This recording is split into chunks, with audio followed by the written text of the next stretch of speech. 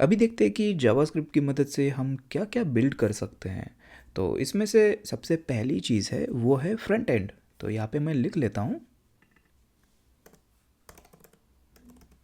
ये रहा हमारा फ्रंट एंड। तो जावास्क्रिप्ट के अंदर कुछ लाइब्रेरीज आती है जैसे कि रिएक्ट, व्यू, एंगुलर, और इनकी मदद से आप बहुत ही पावरफुल जो फ्रंट एंड है वो बिल्ड कर सकते हो। तो अगर इनके कुछ एग्जांपल्स हम देखने जाएंगे तो आपने फेसबुक की वेबसाइट देखी होगी, एटलासियन की, एयरबीएनबी, नेटफ्लिक्स, बीबीसी, पेपाल की। तो ये जो सारी वेबसाइट्स है, इनके फ्रंट एंड के लिए ये जावास्क्रिप्ट यूज़ करते हैं। और इनमें से जो भी ऊपर हमने देखा था रिएक्ट, एंगुलर, व्यू, इनमें से कुछ जो लाइब्रेरीज़ है वो यूज़ करते हैं। और अभी फ्रंट एंड के साथ में और एक चीज़ है वो है बैक एंड। तो यहाँ पे बैक एंड लिख लेते हैं। बैक एंड देखिए, जावास्क्रिप्ट की मदद से आप बहुत ही पावरफुल बैक एंड बना सकते हो। और इसके अंदर हम यूज़ करते हैं नोड जेएस और एक्सप्रेस जेएस जो लाइब्रेरी है। तो वो नोड के साथ में यूज़ करके हम बहुत ही अच्छा सा जो बैक एंड है वो बना सकते हैं। और बहुत सारी कंपनीज़ इनफैक्ट इसको यूज़ कर रही है। और उसमें से कुछ एग्जांपल्स है वो है नेटफ्लिक्स, लिंक्डइन, ट्रेलो, उबर, पेपाल, ईबे, नासा, मीडियम। मतलब बहुत बड़ी बड़ी कंपनीज़ अभी जो नोड जेएस है उसको यूज़ कर रही है उनके बैकएंड के लिए। इसके बाद और एक एक्साइटिंग चीज़ हम जावास्क्रिप्ट से कर सकते हैं और वो है मोबाइल ऐप डेवलपमेंट। तो यहाँ पे लिख लेते हैं मोबाइल ऐप डेवलपमेंट। तो देखिए, जावास्क्रिप्ट के अंदर कुछ लाइब्रेरीज़ है जैसे कि रिएक्ट नेटिव, और इसकी मदद से हम जो नेटिव मोबाइल ऐप्स है वो बना सकते हैं फॉर एंड्रॉयड एंड आईओएस। और इनका अगर एग्जांपल ले ले तो आप जो इंस्टाग्राम ऐप आपके मोबाइल के अंदर यूज़ कर रहे हो तो वो रिएक्ट नेटिव से बना हुआ है। और इसके बाद जो डिस्कॉर्ड का ऐप है वो भी रिएक्ट नेटिव से बना हुआ है। मिंत्रा का जो ऐप है, पिंटरेस्ट का जो ऐप है, मतलब बहुत बड़ी बड़ी कंपनीज अभी रिएक्ट नेटिव यूज़ कर रही है उनके जो मोबाइल एप्लीकेशन है उसको बिल्ड करने के लिए। और आप समझ ही सकते हो कि ये कितना प्रोडक्टिव और पावरफुल हो सकता है, क्योंकि आप एक कोड बेस लिखते हो और उससे दो टाइप के बिल्ड क्रिएट कर सकते हो, जैसे कि एंड्रॉयड के लिए, आईओएस के लिए अलग। लेकिन जो कोड बेस होता है वो एक ही होता है। अगर आप नेटिव इसको डेवलपमेंट करने जाएंगे तो आपको अगर एंड्रॉयड बनाना है तो उसके लिए अलग सा कोड लिखना पड़ेगा।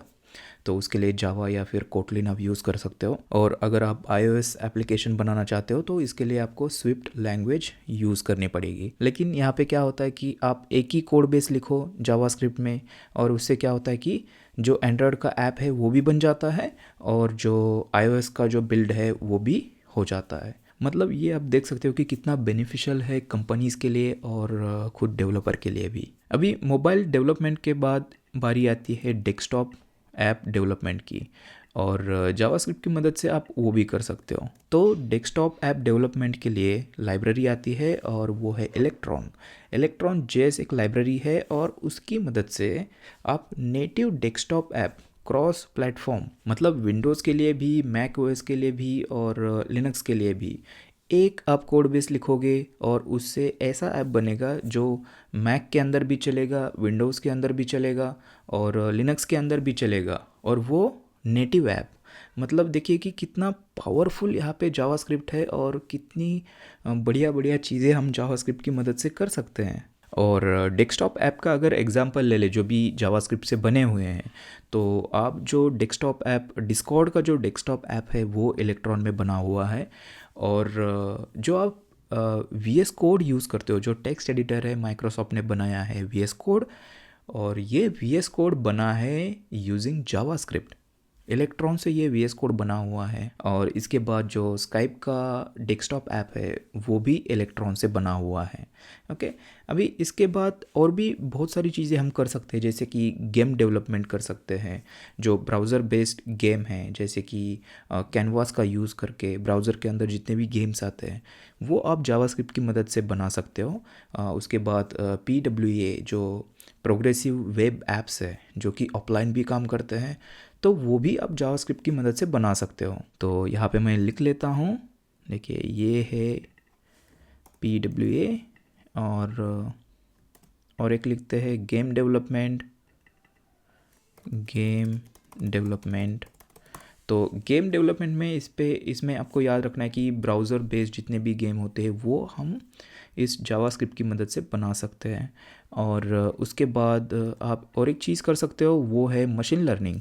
देखिए, मशीन लर्निंग में एक टेंसर फ्लो जेएस नाम की लाइब्रेरी आती है, तो उसकी मदद से आप मशीन लर्निंग जावास्क्रिप्ट की मदद से भी कर सकते हो।